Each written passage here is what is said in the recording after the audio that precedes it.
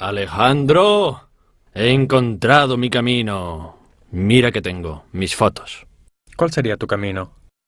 La fotografía de paisaje. Pero no seas demasiado duro, ¿eh? No, al Demasiado contrario. crítico. Soy muy Creo sensible, que has ¿eh? hecho, como sea, has progresado, Anthony. ¿Lo hay dices en mejorías. serio? Sí. Pero mira, el paisaje es un tipo de fotografía que necesita una gran precisión técnica. En fin, hay algunas cosas ¿Cuál es? quizá que se pueden mejorar. Como aquí. Mira, hay luces un poco quemadas, sombra un poco cerradas. En fin, quizá todavía se pueda perfeccionar algo en la exposición. ¿No lo crees? Sí, ya entendí. Voy a tirarlas. Pero, ¿no me detienes? No. Anda, bebe.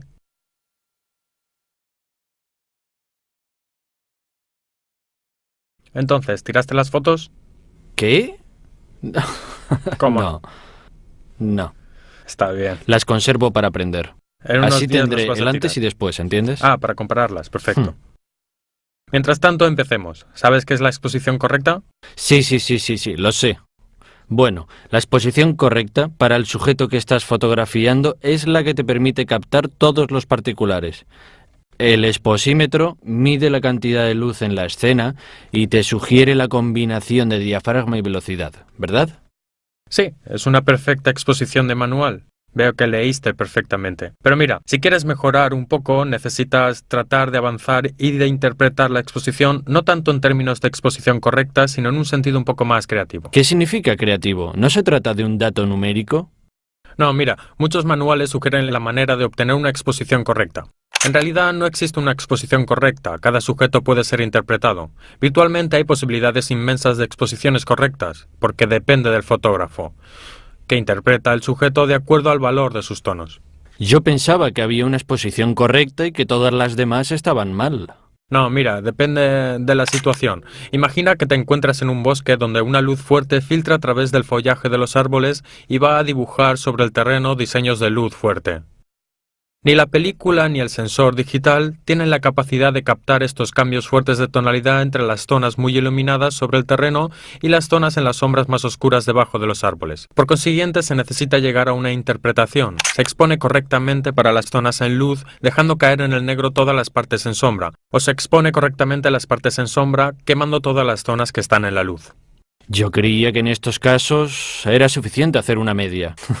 Sí, no, bueno, la media es más o menos como decir, si pongo la cabeza en el congelador y los pies en el horno, tendré una temperatura media óptima para mi cuerpo. En realidad se necesita entender que los valores medios, muy a menudo, no son suficientes para cubrir la gama entera de tonos presentes en la escena. Es como una manta corta que se tira de un lado y del otro, y no alcanza para cubrir todo. Por lo tanto, es el fotógrafo que interpreta sin moverse hacia los valores de sombra y olvidarse de las luces, o ponerse con la exposición correcta en los valores de luz alta, olvidándose de las sombras. Sí, pero si no puedo exponer correctamente las zonas de sombra y las zonas de luz alta, ¿qué puedo hacer? Bueno, es exactamente aquí donde interviene la creatividad del fotógrafo. Aprender a evaluar tus imágenes y tus enfoques en términos expositivos. Si en el caso del bosque con luces fuertes y sombras muy netas decides dar la exposición correcta para las luces, seguramente en tu composición darás mayor importancia a las partes de la escena que están muy iluminadas y harás caer en zonas menos importantes o aparecer menos las zonas de sombra.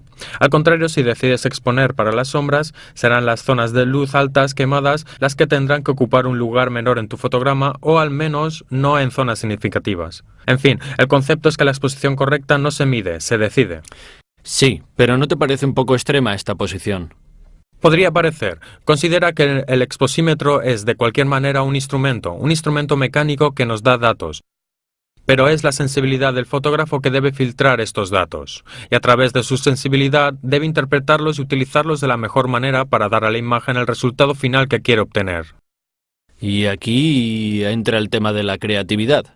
Sí, es exactamente aquí que entra a colación la creatividad del fotógrafo. Interpretará los datos que nos da el exposímetro por medio de la propia sensibilidad para llegar a una imagen donde haya una nueva exposición tonal de la imagen que se quiere. Y por consiguiente, la pregunta final no es cuál es la exposición correcta, sino dónde quiero que caiga el gris medio. Exacto, el tema del gris medio. Oye, ¿puedes explicármelo mejor? ¿Quieres una aclaración? Sí, gracias. Está bien, entonces ahora hablaremos.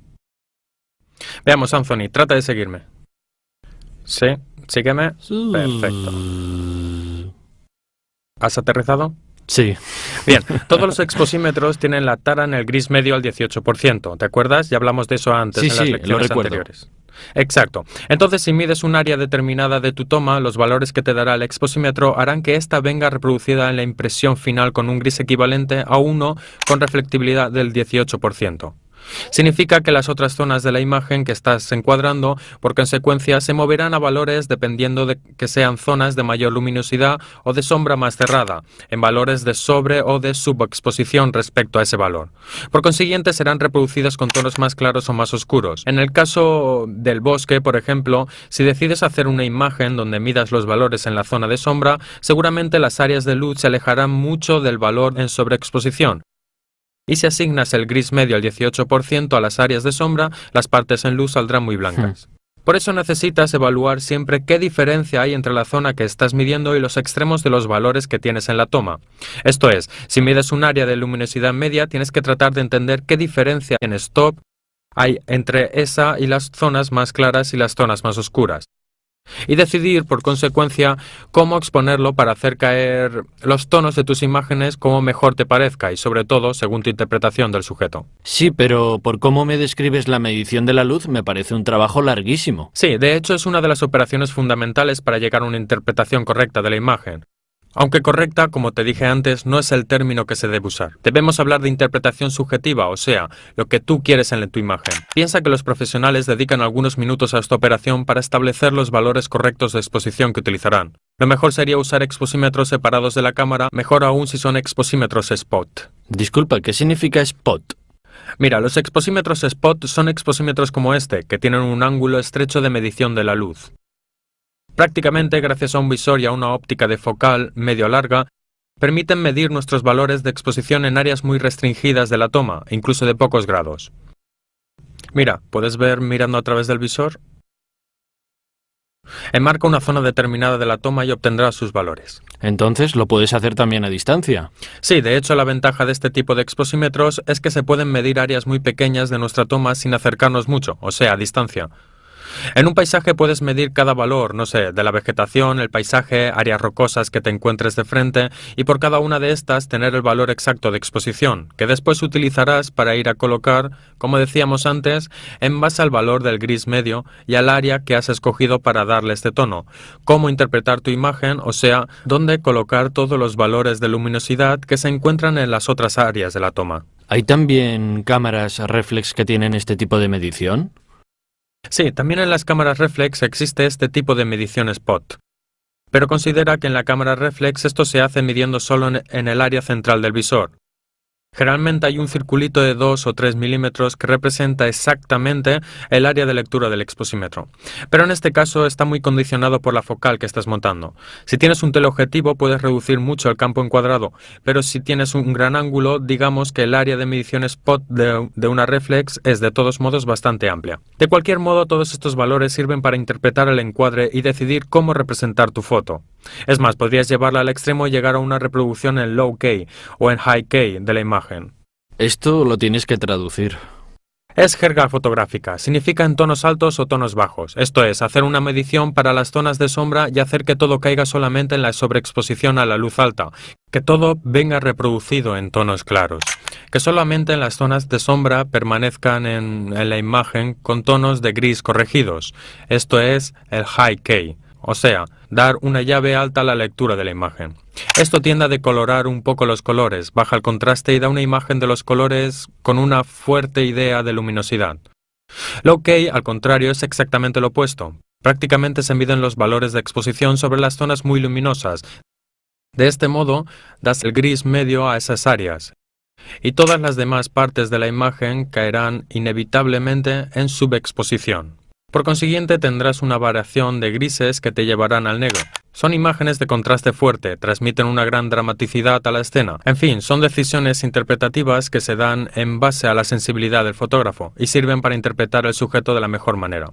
Mira, si tomamos la situación del bosque de la que hablábamos antes, podrías dar una interpretación high K como esta y medir los valores de exposición en las áreas de sombra, o puedes darle una interpretación low K que es exactamente al contrario, la cual obtienes midiendo los valores de exposición en las áreas de luminosidad fuerte. Sí, entonces, como decías, debemos medir todas las áreas de la escena. Sí, de hecho debemos hacer una medición lo más exacta posible, evaluar la luminosidad en todas las áreas de la escena y tal vez unir una lectura en luz incidente de la luz reflejada. Sí, incidente, me acuerdo Sí, ya un hablamos de poco. ella. De cualquier manera, los exposímetros de los cuales hemos estado hablando, ya sea el spot externo que el interno de tu reflex, miden la luz reflejada. Esto es, miden la luz que después de haber tocado tu sujeto viene reflejada en dirección a la cámara. ¿Está bien? Este tipo de medición se ve afectada inevitablemente por las características del sujeto, sobre todo por sus características cromáticas, o sea, el color del sujeto y de reflexión. Esto implica que cuando vas a hacer la lectura, si estás fotografiando un sujeto de color negro, por ejemplo, el exposímetro lo interpreta como un sujeto gris medio que está poco iluminado. Por consiguiente, nos sugiere de sobreexponer. Ahí nuestro sujeto negro en la fotografía no será representado como negro, sino como gris medio, porque la tarea del exposímetro, como te dije antes, es de llevar todos los valores luminosos medidos al gris medio en la impresión final. El problema opuesto lo tenemos si fotografiamos un sujeto blanco. Si te encuentras en la nieve, por ejemplo, o si estás fotografiando una novia que tiene un vestido blanco, corres el riesgo de que tu exposímetro interprete este sujeto como un sujeto de color gris medio, pero muy iluminado. Y entonces te sugiera valores de exposición que te conducen a una subexposición de la imagen, porque lleva los valores de los tonos al gris medio. Sí, me acuerdo del tema de la nieve, ya hablamos de eso. Sí, de hecho son problemas que acarrea la lectura en luz reflejada, que inevitablemente está condicionada por las características de reflexión del sujeto que Lo fotografiamos. recuerdo. Muchos exposímetros externos, al contrario, tienen la doble posibilidad de lectura y permiten medir ya sea la luz incidente que la luz reflejada, utilizando el visor si hacemos una lectura spot o dirigiendo simplemente la célula de silicio en dirección a nuestro sujeto. Para hacer la lectura en luz incidente se necesita poner la calota blanca frente a la célula de silicio de nuestro exposímetro, que es el elemento que captura los valores de luminosidad. De esta manera se obtendrá una lectura de la luz que viene prácticamente de un ángulo de campo muy amplio y es toda la que va a llegar a nuestro sujeto. A diferencia de la luz reflejada, las características del sujeto no la afectan, porque hacemos la lectura desde la posición del sujeto hacia la cámara fotográfica. Entonces los colores del sujeto no la afectan. Si yo te fotografiara hoy que estás vestido de negro una lectura en luz incidente, no sería afectada para nada por el color de tu ropa, porque simplemente mide los valores de luminosidad presentes en la escena. Al contrario, la lectura en luz reflejada de la que hablábamos antes, mide la luz que es reflejada por tu ropa y esto nos llevaría a un error. Se puede obtener un resultado similar al de la luz incidente utilizando también un exposímetro que hace una lectura de luz reflejada, pero utilizando el método de la lectura sustituta. ¿Te acuerdas? Ya hablamos de utilizar el cartoncillo gris medio al 18% Sí, me como acuerdo. reflexión. Exacto. Eso sirve para convertir una lectura en luz reflejada casi como si fuera en luz incidente. Porque al asignar el valor del gris medio 18% al cartoncillo, hacemos que todo lo que está atrás venga reproducido en los tonos exactos y en los tonos correctos que debe tener ese sujeto. Con mi reflex, ¿puedo hacer una medición de la luz incidente? Mira, tu reflex tiene un exposímetro que funciona en luz refleja. Puedes usar el método que decíamos, o sea, utilizar un cartoncillo gris. Pones entre tu sujeto y la cámara este cartoncillo gris y mides los valores de exposición correctos para el cartoncillo gris, y todo lo que está detrás del cartoncillo gris será reproducido en los tonos correctos. Resumiendo, pon el cartoncillo gris, toma los valores de exposición, lo quitas y tomas la fotografía de tu sujeto que será reproducido correctamente, o de cualquier manera tendrás los valores para la zona del gris medio si no quieres interpretar el sujeto llevándolo a sobre o subexposición. Entonces, resumiendo, ¿puedo usar un exposímetro externo para medir la luz incidente o uso mi reflex junto al cartoncillo para obtener el mismo resultado, verdad? Sí, exacto. Te obtienes el mismo resultado. Prácticamente simulas una lectura de la luz incidente utilizando el cartoncillo gris. Bien. Entonces, el exposímetro no tiene nada que ver con el color, ¿verdad?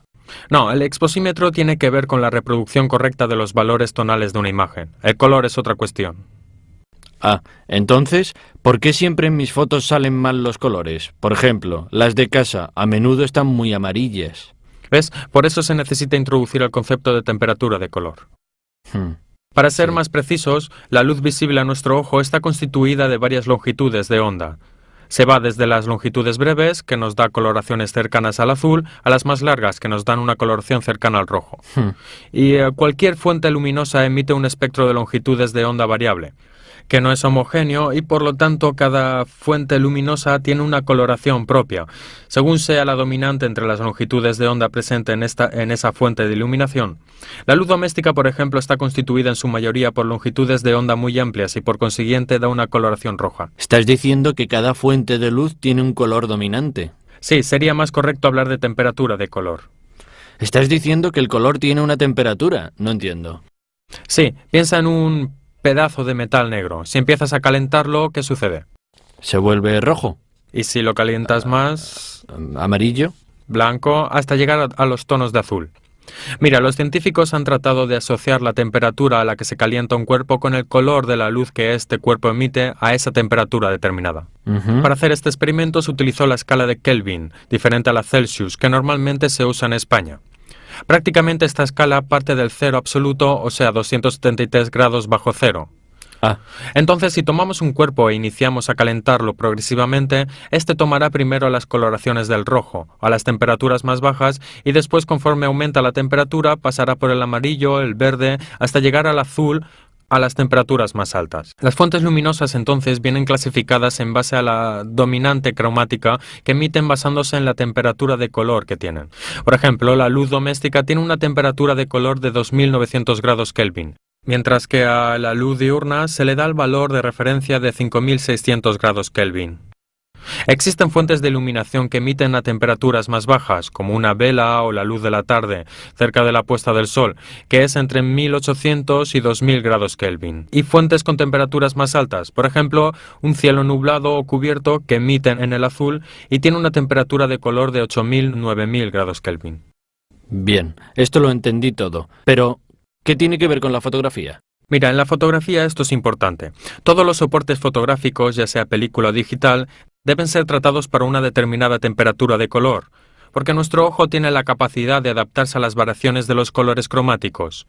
Pero en fotografía esto no es posible, y por lo tanto existen películas tratadas para la luz daylight, o sea, para la luz diurna, que funcionan correctamente, esto es, reproducen los tonos de blanco correctamente a una temperatura de 5600 grados Kelvin. Al contrario, existen soportes para luz de tungsteno, por ejemplo, que es la luz doméstica, y logran reproducir el blanco correctamente a una temperatura de color de aproximadamente 3000 grados Kelvin. Lo mismo vale para el digital, donde nosotros ajustamos en el anillo de ajuste del balance del blanco la temperatura de color de la fuente luminosa que estamos utilizando. Mi reflex tiene el balance del blanco automático. ¿No puedo dejarlo siempre prendido y ya? Sí, el balance del blanco automático funciona bien en la mayor parte de los casos, sobre todo en las reflex más modernas. Pero considera que si tomas la foto en RAW, esto lo puedes hacer porque en postproducción tienes la posibilidad de pequeñas correcciones para adaptarte a la temperatura cromática correcta. Si al contrario tomas en JPG, quizás sea aconsejable ajustar la temperatura de color correcta para la fuente luminosa que estás utilizando. ¿Y en la videocámara funciona igual? Sí, también en la videocámara es importante hacer el balance del blanco. Puedes hacerlo en automático, también con la videocámara, o utilizar el balance del blanco manual, con una operación que se hace también con la cámara fotográfica. Se trata de apuntar cuando se pasa de una fuente luminosa a otra. Por ejemplo, pasando de una toma en el interior a una en el exterior. Entonces tienes que volver a hacer la calibración de balance del blanco y se trata de apuntar la videocámara hasta encuadrar un sujeto blanco y después decirle a la cámara que eso es blanco. Así vendrá tarada la temperatura del color y todos los demás colores presentes en la escena serán reproducidos correctamente. Esto vale tanto para la fotografía como para las tomas con videocámara. Bien. Oye, Alejandro, también hay filtros para alterar el color, ¿verdad? No, para alterar los colores no se utilizan los filtros. Los filtros tienen otra función, corregirlos si es necesario o de mejorar el contraste de una imagen. ¿Quieres que te lo explique? ¿Por qué no? Además, vi en un catálogo que con los filtros se pueden obtener algunos efectos de verdad especiales, como cielos de color tabaco, el arco iris, las luces, puntos de luz con estrellas. Sí, los llamados filtros creativos los dejaré por el momento a un lado. Además, pienso que los filtros de verdad útiles son muy pocos y que de cualquier manera la creatividad no deba pasar por un filtro que tenga dibujado un arco iris falso. Veamos más que nada los esenciales, los útiles. Y partamos de donde tú quieras. ¿Del blanco y negro? Sí, enséñame, vamos. Entonces, mira, la sensibilidad del ojo humano es diferente a la de la película. Prácticamente nuestro ojo, como decía antes, tiene una sensibilidad que va en las frecuencias de longitud de onda del azul al rojo. Obviamente no es igual en todo este arco de longitudes de onda. Es más baja en los extremos, en las longitudes de onda que corresponden al azul y al rojo, y tiene un pico en la parte central. Mira esta gráfica en forma de campana. La parte más alta es la de las longitudes de onda que corresponden al verde, mientras que la película, que es la representada por la otra línea en la gráfica, tiene una sensibilidad cromática que es más o menos, digamos, equivalente en las diferentes longitudes de onda. Por lo tanto, respecto a nuestro ojo, es mucho más sensible en las áreas del azul y del rojo, y un poco menos sensible en las áreas centrales, las que corresponden al verde. Esto da en consecuencia un resultado cromático en las fotografías que, a menudo, no es como la esperamos cuando vemos una escena y decidimos fotografiarla. Además, la sensibilidad de la película puede extenderse ligeramente hasta el ultravioleta, o sea, las longitudes de onda antes del espectro visible, y al infrarrojo, las que están apenas más allá del rojo. También pueden servir los filtros. Sirven para limitar la sensibilidad de la película, para no introducir inconvenientes en la fotografía porque nosotros no somos capaces de verlos. Sobre todo este es el uso de los filtros UV, pero que esto hablaremos más adelante. De todos modos, en el blanco y negro se usan filtros generalmente de color. ¿Por qué? Aunque hagamos imágenes en blanco y negro, la tarea de la película es restituir en tonos de gris la gama tonal de la imagen que estamos fotografiando de la manera más correcta posible. Y por lo tanto, a cada color de nuestra escena debemos combinar un determinado valor de gris. Considera que hay colores como el rojo y el verde, que nosotros percibimos muy alejados el uno del otro. Si se observan a colores que corren el riesgo en la película de llegar con el mismo nivel de luminosidad o al mismo nivel tonal de gris. Entonces, puede ser útil poner filtros de color que sirven para filtrar, y en parte para limitar la sensibilidad de la película para hacer prevalecer un color sobre otro. Si yo, por ejemplo, pongo un filtro de color rojo, prácticamente cortaré todas las longitudes de onda que preceden al rojo y pasarán al interior de mi objetivo solamente las longitudes de onda del rojo, y todas las demás vendrán reproducidas con tonos de gris mucho más bajos. Bajaré así la sensibilidad de la película a las otras tonalidades cromáticas. Todo esto es muy interesante, pero ¿me puedes dar un ejemplo práctico? Mira, aunque estemos fotografiando en blanco y negro, la película es como sea pancromática, esto es, sensible a todos los colores del espectro luminoso. Y nosotros debemos tratar de restituir la visión de cada color en un tono de gris diferente. Por ejemplo, si estamos fotografiando, ¿te acuerdas? Pusimos el ejemplo de la Catarina roja sobre la hoja verde. Sí. Debemos un ejemplo similar. Tenemos una flor roja sobre el fondo de hojas verdes. Nuestro ojo los ve separados de manera bastante neta, porque tiene colores muy contrastantes. Pero cuando los fotografiamos con una base blanco y negro, nos arriesgamos a que salgan en tonos de gris muy parecidos. Evitamos este problema poniendo filtros de color. Por ejemplo, si fotografiamos esta escena con un filtro de color rojo frente al objetivo, la flor resultará de tonalidades muy claras, porque es rojo, mientras que las hojas que están detrás verán reproducidas muy oscuras. O podemos hacer lo opuesto, utilizar un filtro verde que aclarará las hojas y representará la flor con tonalidades muy oscuras. ¿Y cómo hago para imaginar antes el efecto que un filtro tendrá sobre la foto? Mira, esta es la rueda de colores de Isaac Newton. Y los colores que están del lado opuesto de esta rueda son los llamados colores complementarios. O sea, el amarillo es el complementario del azul, el verde es el complementario del magenta y el rojo es el complementario del cian. Poniendo un filtro de color en nuestra cámara fotográfica, vamos a aclarar ese color y a darle tonalidades más oscuras al color complementario. Fantástico. Sí, pero cuidado, esto tan fantástico tiene límites. Sabía que había algo mal. No, está bien, no hay nada mal. Es el factor filtro que hay que considerarlo. ¿Qué significa? El factor filtro... Mira, cada filtro actúa, como te decía, cortando las longitudes de onda del espectro luminoso, y esto por consiguiente reduce la luz que entra al interno de nuestra cámara. Por lo tanto, debemos también aportar variaciones a la exposición cada vez que montamos un filtro, porque la luz que entra a través del objetivo se reducirá. ¿Por qué es necesario conocer el factor filtro? ¿No compensa automáticamente el exposímetro la diferencia de luz? De hecho, el exposímetro TTL de tu cámara puede compensar las caídas de luz.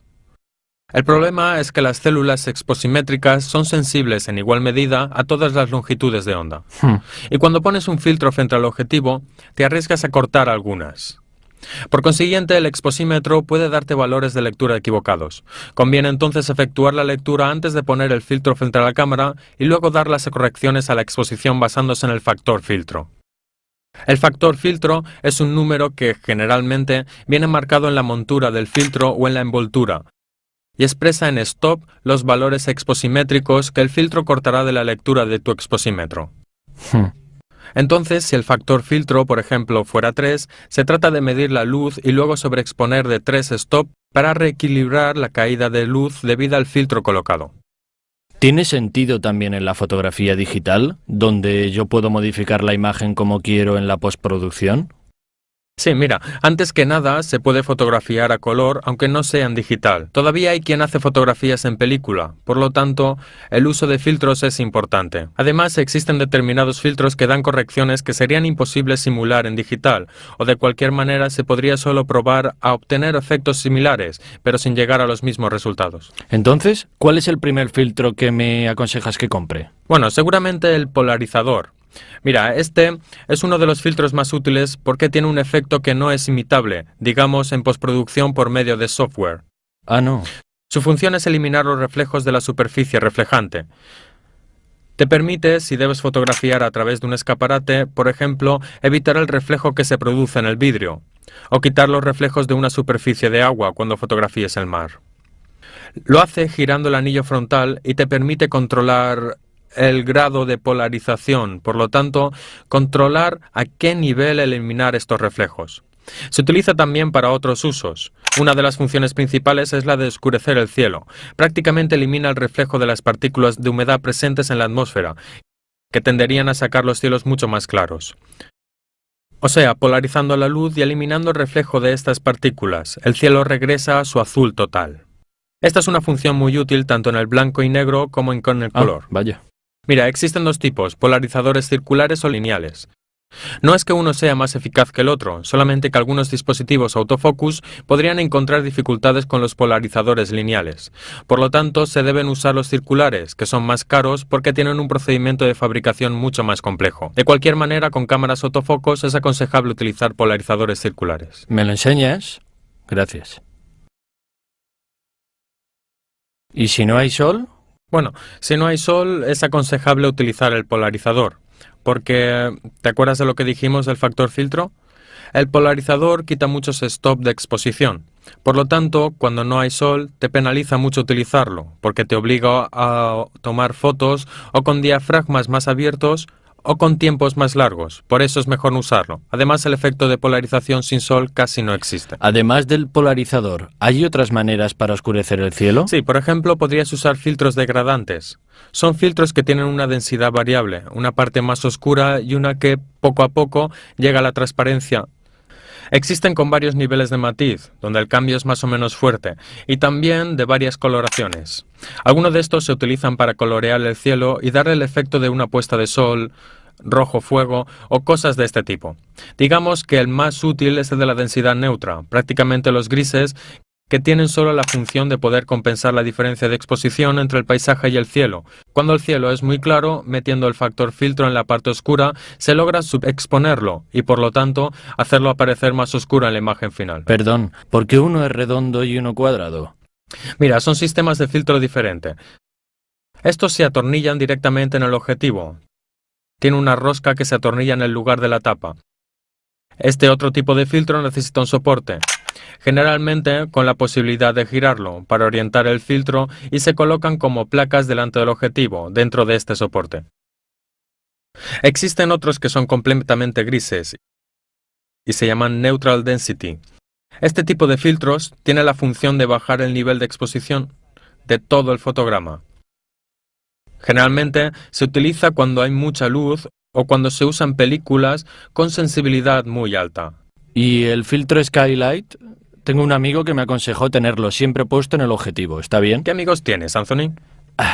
Así me dice. Mira, los filtros UV y los Skylight son filtros que al verlos parecen transparentes, pero en realidad tienen la función de eliminar la parte de las longitudes de onda del ultravioleta, que nuestro ojo no percibe, pero que podrían degradar la calidad de la imagen en presencia del polvillo atmosférico que refleja parte de las radiaciones UV. ¿De verdad le da una gran diferencia? Sí, pero son Como todos los filtros, son útiles solamente cuando se necesitan de verdad. Digamos, el consejo de tu amigo de tenerlo siempre puesto no es tan acertado, porque ya estás utilizando una óptica con lentes de alta calidad, estudiadas para realizar su tarea a la perfección, y sobreponerle otras dos superficies de vidrio, que generan refracciones entre los rayos luminosos que pasan del aire al vidrio. Lleva inevitablemente a defectos y a una disminución de la calidad de la imagen. No es el mejor sistema para proteger el objetivo. ¿Y entonces cómo puedo proteger el objetivo? Seguramente te conviene protegerlo teniendo mucho cuidado cuando lo uses, y quizá te conviene montar el paraluz. Así, en caso de que se te cayera, en vez de golpear la lente, al máximo se arruinaría el paraluz. ¿Y hay otros filtros útiles? Sí, son muy útiles. También los filtros de conversión de color. ¿Recuerdas cuando hablamos del balance del blanco, de los grados Kelvin? Ah, sí. Dijimos que para el digital es importante programar la cámara para el balance correcto del blanco. Mientras que si trabajamos con película, debemos decidir qué tipo de película utilizar en base a la fuente de luz que está iluminando nuestra escena. Si por ejemplo estás en el exterior fotografiando un edificio histórico, o sea, estás haciendo fotos desde la fachada y tienes la cámara con película para luz daylight, después entras en el interior y encuentras un hermoso salón con pinturas al fresco, solo que está iluminado con luz artificial. Recuerda que dijimos que la luz al tungsteno tiene una temperatura de color diferente al daylight, que tiende mucho más al rojo, por lo tanto necesitarás un filtro con entonación azul, un filtro de conversión del color que lleva el balance del blanco de tu imagen a los valores correctos, y esto te permite tomar tu fotografía sin cambiar la película. Por lo tanto, puedes tomar varias fotos utilizando el mismo rollo, pero adaptando cada vez, gracias al filtro de conversión, la temperatura de color de la fuente de iluminación utilizada al correcto balance del blanco. Bien. ¿Y hay otros filtros que hagan, no sé, efectos especiales? Claro, filtros que hacen efectos especiales hay muchísimos. Algunos hasta invaden demasiado la imagen. Se corre el riesgo de aburrirse pronto. Los más utilizados son quizá un filtro difusor, que se utiliza a menudo en el retrato para suavizar los rasgos de una persona o para aligerar las imperfecciones del rostro. Otros filtros muy utilizados son los cross-screen, que prácticamente en cada punto de luz presente en tu imagen producen efectos a estrella. Ah, bien. Pero como te decía, tienden a aburrir bastante rápido. ¿No hay otros? De hecho, hay un filtro particular. ¿Particular? Te permite ver a través de la ropa. ¿Dónde? Déjame verlo. Estas gafas, mira. ¿Quieres probar? ¿En serio? Claro.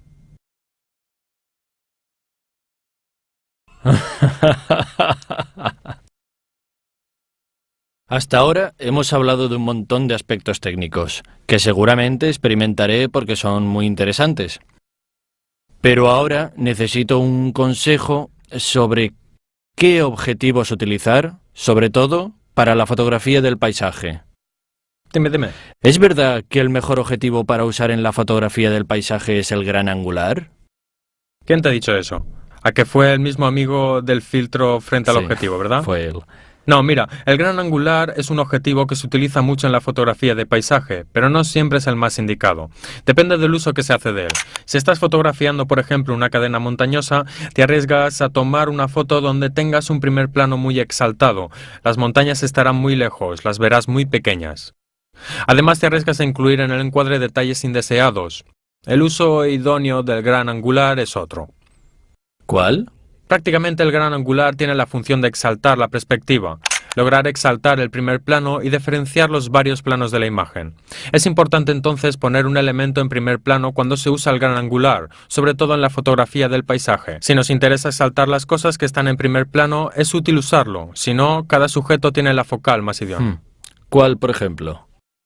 Si estás fotografiando, como decíamos antes, una cadena montañosa a distancia, conviene utilizar una focal, quizá un telemedio, que te permita acercarte mucho a los sujetos y dar una impresión de mayor magnitud en las montañas, porque saldrán reproducidas en dimensión más grande en tu foto y dará, por lo tanto, menos importancia al primer plano. En fin, el objetivo que debes usar depende de tu sujeto y sobre todo de cómo quieres que salga en la fotografía. Perdona, ¿me quitas una duda?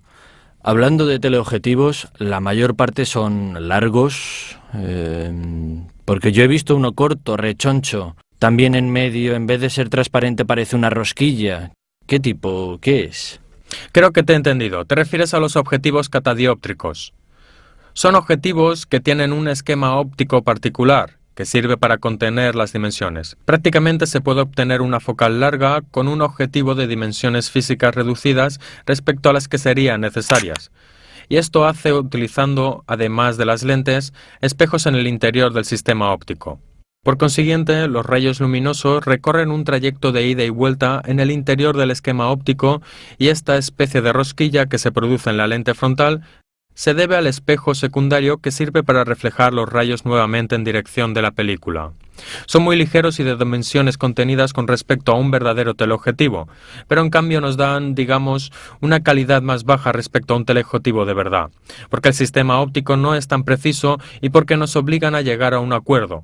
En cuanto que tienen una luminosidad constante, no es posible variar la apertura del diafragma por su conformación particular. Esto puede crear problemas en condiciones de poca luminosidad o de fuerte luminosidad, o también cuando se quiere controlar la profundidad de campo de la imagen que estamos tomando. Y otra cosa no menos importante es que en lo desenfocado nos dan un resultado totalmente diferente a los otros objetivos, porque en vez de producir círculos de desenfoque por su conformación con este espejo en la lente frontal, producen muchos circulitos pequeños en las luces desenfocadas, efecto que algunos consideran agradable, pero que, vamos, no es lo mejor como imagen.